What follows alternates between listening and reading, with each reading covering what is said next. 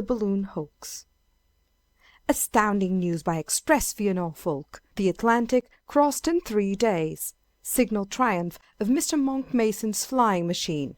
Arrival at Sullivan's Island, near Charlestown, South Carolina, of Mr. Mason, Mr. Robert Holland, Mr. Henson, Mr. Harrison Ainsworth, and 4 others, in the steering balloon Victoria, after a passage of 75 hours from land to land.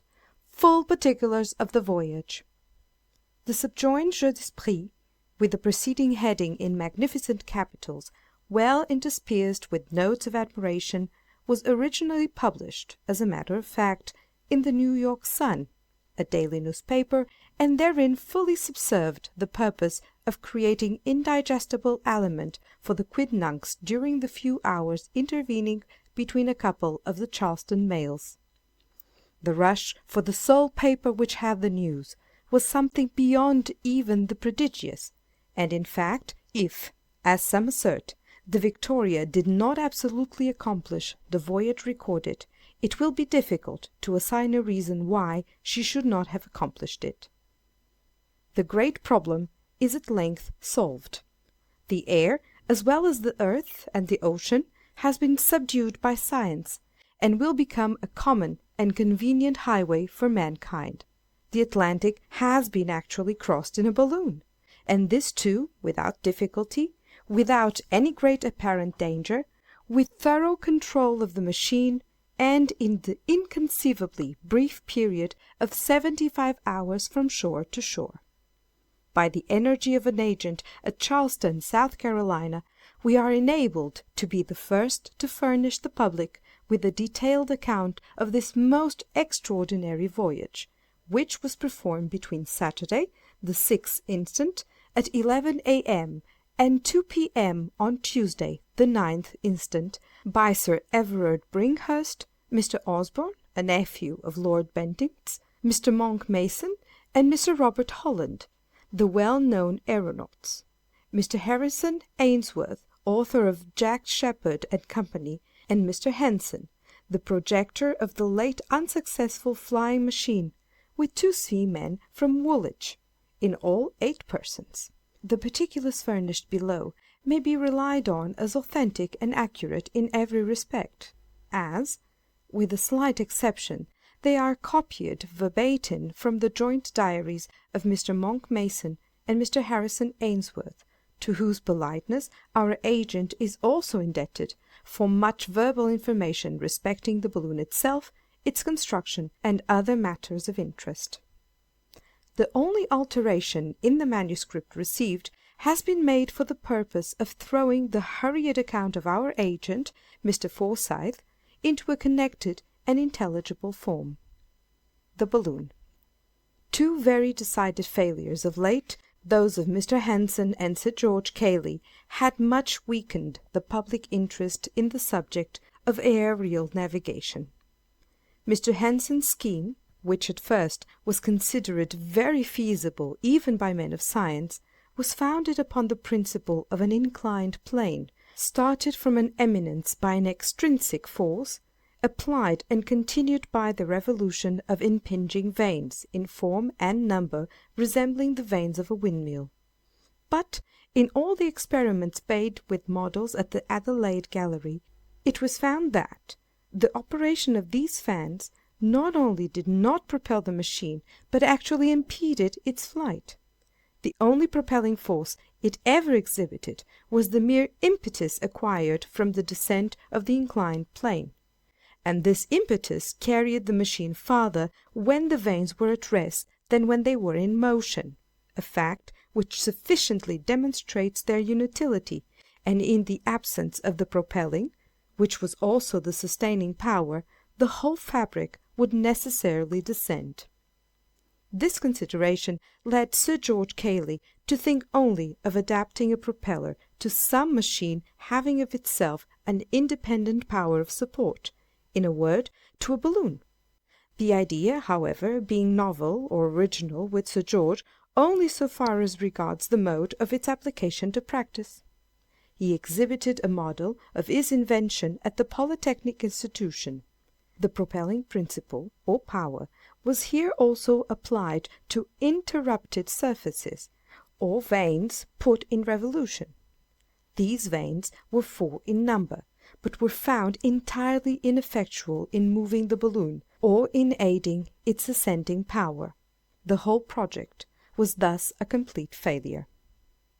It was at this juncture that Mr. Monck Mason, whose voyage from Dover to Weilburg in the balloonist's soul occasioned so much excitement in 1837, conceived the idea of employing the principle of the Archimedean screw for the purpose of propulsion through the air, rightly attributing the failure of Mr. Henson's scheme and of Sir George Cayley's to the interruption of surface in the independent vanes. He made the first public experiment at Willie's room, but afterward removed his model to the Adelaide Gallery. Like Sir George Cayley's balloon, his own was an ellipsoid. Its length was 13 feet 6 inches, height 6 feet 8 inches. It contained about 320 cubic feet of gas, which, if pure hydrogen, would support 21 pounds upon its first inflation, before the gas has time to deteriorate or escape. The weight of the whole machine and apparatus was 17 pounds, leaving about 4 pounds to spare. Beneath the centre of the balloon was a frame of light wood, about 9 feet long, and rigged on to the balloon itself with a network in the customary manner. From this framework was suspended a wicker basket, or car. The screw consists of an axis of hollow brass tube, 18 inches in length, through which, upon a semi-spiral inclined at 15 degrees, pass a series of steel wire radii, 2 feet long, and thus projecting a foot on either side. These radii are connected at the outer extremities by 2 bands of flattened wire, the whole in this manner forming the framework of the screw, which is completed by a covering of oiled silk, cut into gauze and tightened so as to present a tolerably uniform surface. At each end of its axis this screw is supported by pillars of hollow brass tube descending from the hoop. In the lower ends of these tubes are holes, in which the pivots of the axis revolve.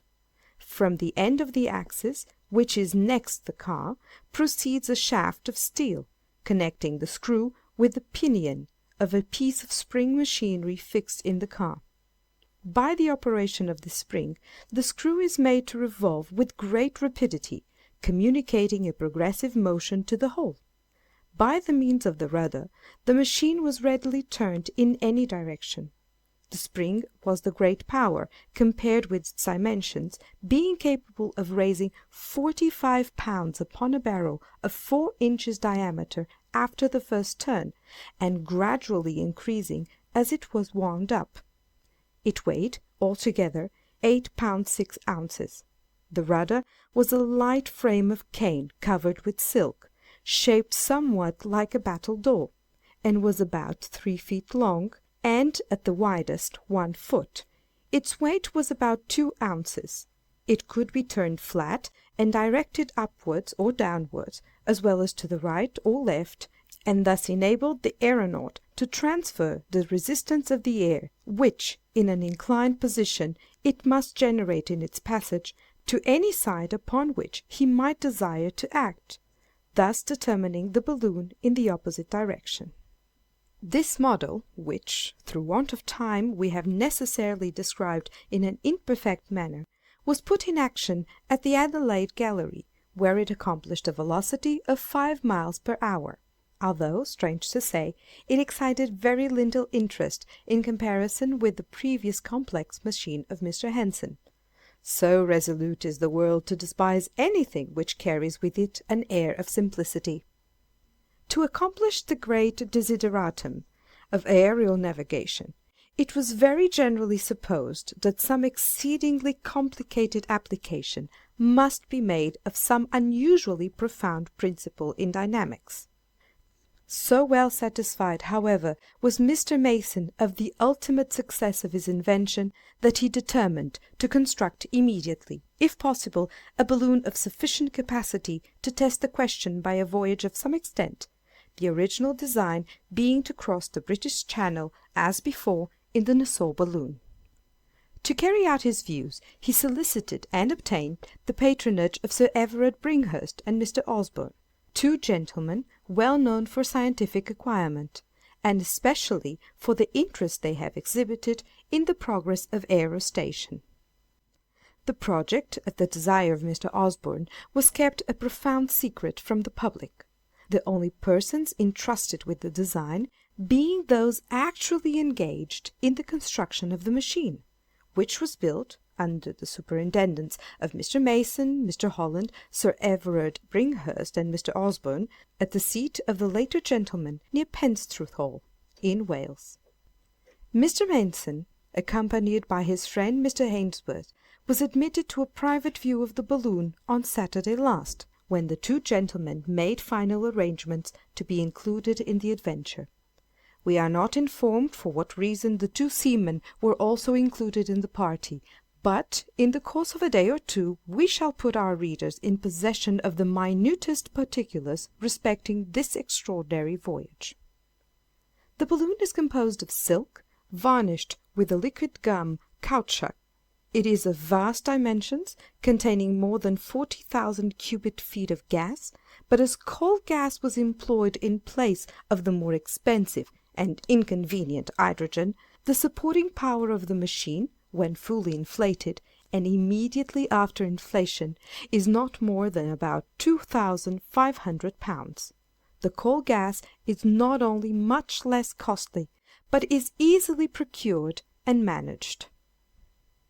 For its introduction into common use for purpose of aerostation, we are indebted to Mr. Giles Green. Up to his discovery, the process of inflation was not only exceedingly expensive but uncertain. 2 and even 3 days have frequently been wasted in futile attempts to procure a sufficiency of hydrogen to fill a balloon, from which it had great tendency to escape, owing to its extreme subtlety and its affinity for the surrounding atmosphere. In a balloon sufficiently perfect to retain its contents of coal gas unaltered, in quantity or amount, for 6 months, an equal quantity of hydrogen could not be maintained in equal purity for 6 weeks. The supporting power being estimated at 2,500 pounds, and the united weights of the party amounting only to about 1,200, there was left a surplus of 1,300, of which again 1,200 was exhausted by ballast, arranged in bags of different sizes, with their respective weights marked upon them, by cordage, barometers, telescopes, barrels containing provision for a fortnight, water casks, cloaks, carpet-bags, and various other indispensable matters, including a coffee warmer, contrived for warming coffee by means of slack-lime, so as to dispense altogether with fire, if it should be judged prudent to do so. All these articles, with the exception of the ballast and a few trifles, were suspended from the hoop overhead. The car is much smaller and lighter in proportion than the one appended to the model. It is formed of a light wicker, and is wonderfully strong for so frail-looking a machine. Its rim is about 4 feet deep. The rudder is also very much larger in proportion than that of the model, and the screw is considerably smaller. The balloon is furnished, besides, with a grapnel and a guide rope, which latter is of the most indispensable importance. A few words in explanation will here be necessary for such of our readers as are not conversant with the details of aerostation. As soon as the balloon quits the earth, it is subjected to the influence of many circumstances tending to create a difference in its weight, augmenting or diminishing its ascending power. For example, there may be a deposition of dew upon the silk, to the extent even of several 100 pounds. Ballast has then to be thrown out, or the machine may descend. this ballast being discarded, and a clear sunshine evaporating the dew, and at the same time expanding the gas in the silk, the whole will again rapidly ascend. To check this ascent, the only recourse is, or rather was, until Mr. Green's invention of the guide rope, the permission of the escape of gas from the valve. But in the loss of gas is a proportionate general loss of ascending power, so that, in a comparatively brief period, the best constructed balloon must necessarily exhaust all its recourses and come to the earth. This was the great obstacle to voyages of length. The guide rope remedies the difficulty in the simplest manner conceivable. It is merely a very long rope, which is suffered to trail from the car, and the effect of which is to prevent the balloon from changing its level in any material degree. If, for example, there should be a deposition of moisture upon the silk, and the machine begins to descend in consequence, there will be no necessity for discharging ballast to remedy the increase of weight, for it is remedied or counteracted in an exactly just proportion by the deposit on the ground of just so much of the end of the rope as is necessary. If, on the other hand, any circumstances should cause undue levity and consequent ascent, this levity is immediately counteracted by the additional weight of rope upraised from the earth. Thus the balloon can neither ascend or descend except within very narrow limits, and its resources, either in gas or ballast, remain comparatively unimpaired. When passing over an expanse of water, it becomes necessary to employ small kegs of copper or wood, filled with liquid ballast of a lighter nature than water. These float, and serve all the purposes of a mere rope on land. Another most important office of the guide rope is to point out the direction of the balloon. The rope drags, either on land or sea, while the balloon is free. The latter, consequently, is always in advance, when any progress whatever is made. A comparison, therefore, by means of the compass, of the relative positions of the two objects will always indicate the course. In the same way, the angle formed by the rope with the vertical axis of the machine indicates the velocity. When there is no angle, in other words, when the rope hangs perpendicularly, the whole apparatus is stationary, but the larger the angle, that is to say, the farther the balloon precedes the end of the rope, the greater the velocity, and the converse.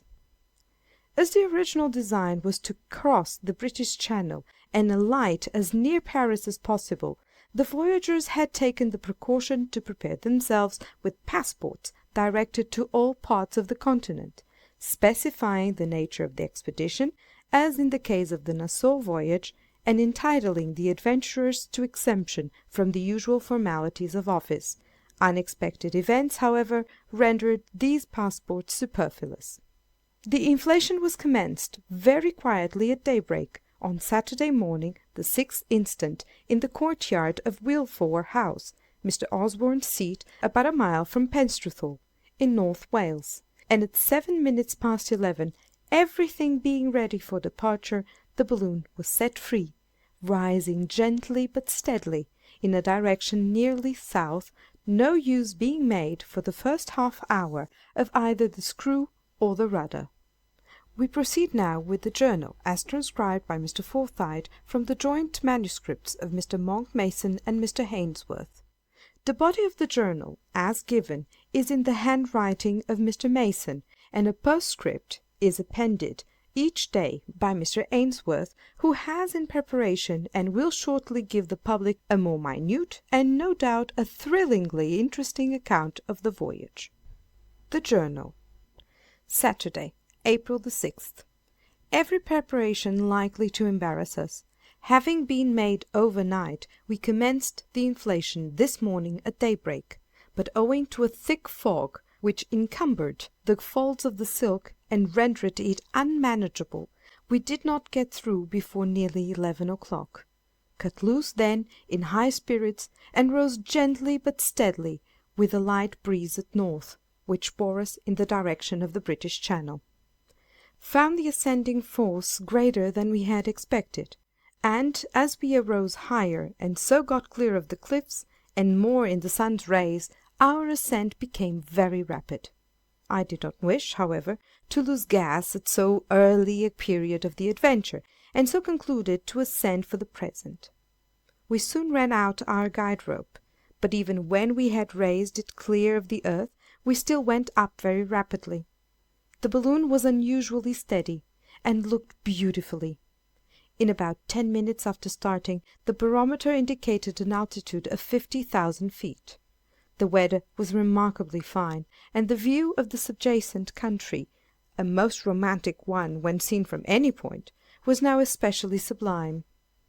The numerous deep gorges presented the appearance of lakes, on account of the dense vapours with which they were filled, and the pinnacles and crags to the south-east, piled in inextricable confusion, resembling nothing so much as the giant cities of Eastern fable. We were rapidly approaching the mountains in the south, but our elevation was more than sufficient to enable us to pass them in safety. In a few minutes we soared over them in fine style, and Mr. Ainsworth, with the seamen, was surprised at their apparent want of altitude when viewed from the car, this tendency of great elevation in a balloon being to reduce inequalities of the surface below to nearly a dead level. At 11:30, still proceeding nearly south, we obtained our first view of the Bristol Channel, and in 15 minutes afterward the line of breakers on the coast appeared immediately beneath us, and we were fairly out at sea. We now resolved to let off enough gas to bring our guide rope, with the buoys affixed, into the water. This was immediately done, and we commenced a gradual descent. In about 20 minutes our first buoy dipped, and at the touch of the second, soon afterwards, we remained stationary as to elevation. We were all now anxious to test the efficiency of the rudder and screw, and we put them both into requisition forthwith for the purpose of altering our direction more to the eastward, and in a line for Paris. By means of the rudder we instantly effected the necessary change of direction, and our course was brought nearly at right angle to that of the wind, when we set in motion the spring of the screw, and were rejoiced to find it propel us readily as desired. Upon this we gave 9 hearty cheers, and dropped in the sea a bottle, enclosing a slip of parchment with a brief account of the principle of the invention. Hardly, however, had we done with our rejoicings, when an unforeseen accident occurred which discouraged us in no little degree. The steel rod connecting the spring with the propeller was suddenly jerked out of place at the car end, by a swaying of the car through some movement of one of the 2 seamen we had taken up, and in an instant hung dangling out of reach from the pivot of the axis of the screw. While we were endeavoring to regain it, our attention being completely absorbed, we became involved in a strong current of wind from the east, which bore us, with rapidly increasing force, towards the Atlantic.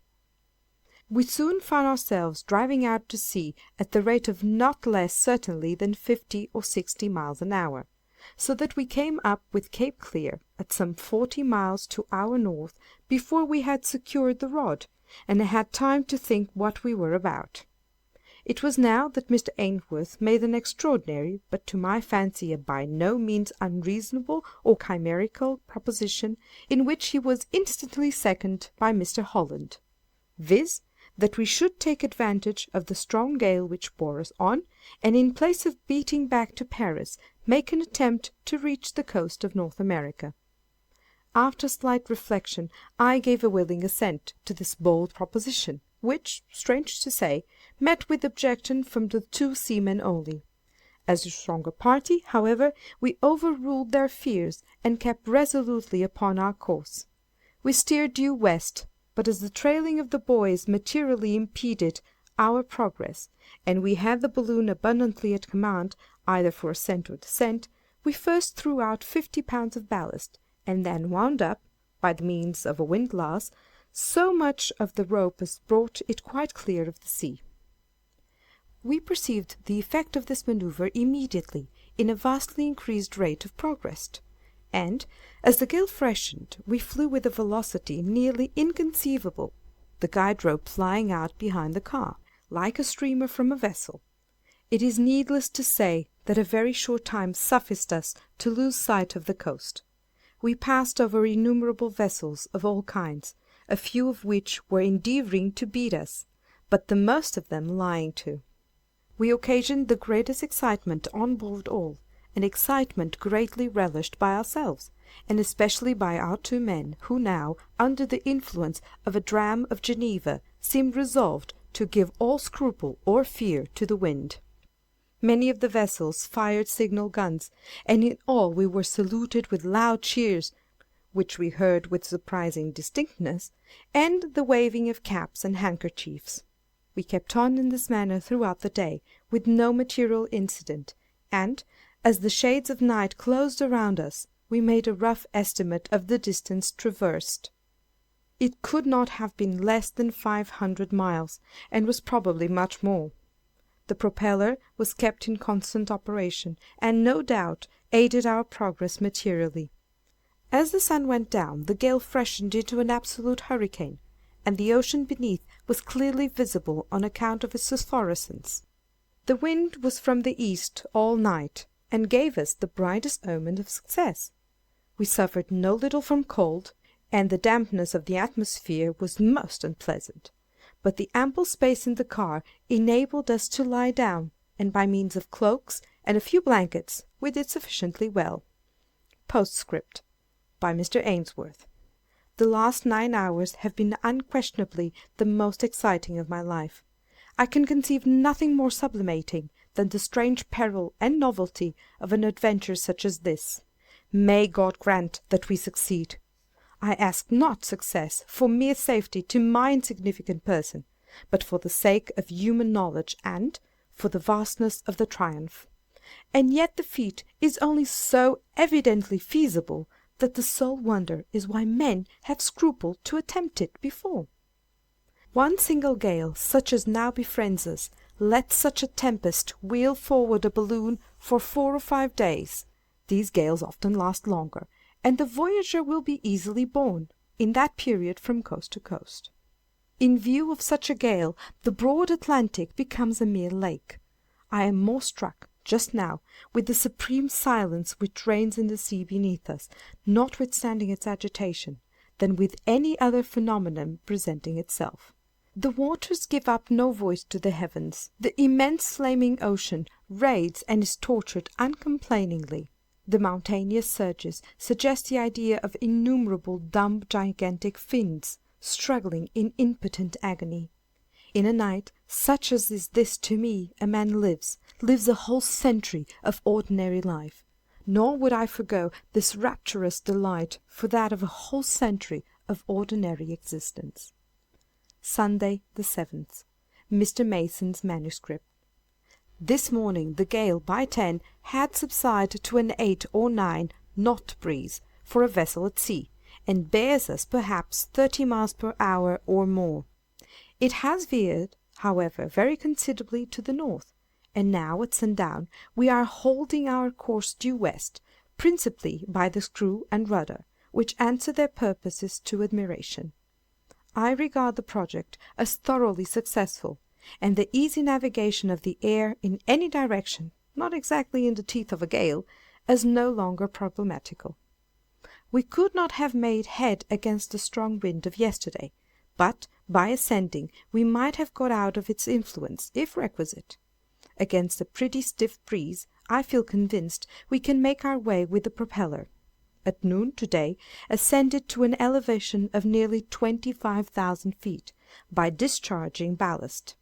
Did this to search for a more direct current, but found none so favorable as the one we are now in. We have an abundance of gas to take us across this small pond, even should the voyage last 3 weeks. I have not the slightest fear for the result. The difficulty has been strangely exaggerated and misapprehended. I can choose my current, and should I find all currents against me, I can make very tolerable headway with the propeller. We have had no incidents worth recording. The night promises fair. Postscript by Mr. Ainsworth. I have little to record, except the fact, to me quite a surprising one, that at an elevation equal to that of Cotopaxi I experienced neither very intense cold, nor headache, nor difficulty of breathing. Neither, I find, did Mr. Mason, nor Mr. Holland, nor Sir Everard. Mr. Osborne complained of constriction of the chest, but this soon wore off. We have flown at a great rate during the day, and we must be more than half-way across the Atlantic. We have passed over some 20 or 30 vessels of various kinds, and all seem to be delightfully astonished. Crossing the ocean in a balloon is not so difficult a feat after all. Omne ignotum pro magnifico. Memorandum. At 25,000 feet elevation, the sky appears nearly black, and the stars are distinctly visible, while the sea does not seem convex, as one might suppose, but absolutely and most unequivocally concave. Footnote. Mr. Ainsworth has not attempted to account for this phenomenon, which, however, is quite susceptible of explanation. A line dropped from an elevation of 25,000 feet, perpendicularly to the surface of the earth or sea, would form the perpendicular of a right-angled triangle, of which the base would extend from the right angle to the horizon, and the hypotenuse from the horizon to the balloon. But the 25,000 feet of altitude is little or nothing in comparison with the extent of the prospect. In other words, the base and hypotenuse of the supposed triangle would be so long when compared with the perpendicular, that the two former may be regarded as nearly parallel. In this manner, the horizon of the aeronaut would appear to be on a level with the car, but as the point immediately beneath him seems, and is, at a great distance below him, it seems of course also at a great distance below the horizon. Hence the impression of concavity, and this impression must remain until the elevation shall bear so great a proportion to the extent of prospect, that the apparent parallelism of the base and hypotenuse disappears, when the earth's real convexity must become apparent. Monday, the 8th. Mr. Mason's manuscript. This morning we had again some little trouble with the rod of the propeller, which must be entirely remodelled for fear of serious accident. I mean the seal rod, not the vanes. The latter could not be improved. The wind has been blowing steadily and strongly from the north-east all day, and so far fortune seems bent upon favouring us. Just before day we were all somewhat alarmed at some odd noises and concussions in the balloon, accompanied with the apparent rapid subsidence of the whole machine. These phenomena were occasioned by the expansion of the gas, through increase of heat in the atmosphere, and the consequent disruption of the minute particles of ice with which the network had become encrusted during the night. Threw down several bottles to the vessels below, saw one of them picked up by a large ship, seemingly one of the New York line paquettes. Endeavoured to make out her name, but could not be sure of it. Mr. Osborne's telescope made it out something like Atalanta. It is now 12 at night, and we are still going nearly west, at a rapid pace. The sea is peculiarly phosphorescent. Postscript by Mr. Ainsworth. It is now 2 a.m. and nearly calm, as well as I can judge, but it is very difficult to determine this point, since we move with the air so completely. I have not slept since quitting Wheelvaux, but can stand it no longer, and must take a nap. We cannot be far from the American coast. Tuesday, the 9th. Mr. Ainsworth manuscript. 1 p.m. We are in full view of the low coast of South Carolina. The great problem is accomplished. We have crossed the Atlantic, fairly and easily crossed it in a balloon. God be praised! Who shall say that anything is impossible hereafter? The journal here ceases. Some particulars of the descent were communicated, however, by Mr. Ainsworth to Mr. Forsyth. It was nearly dead calm when the voyagers first came in view of the coast, which was immediately recognized by both the seamen and by Mr. Osborne. The latter gentleman having acquaintances at Fort Moultrie, it was immediately resolved to descend in its vicinity.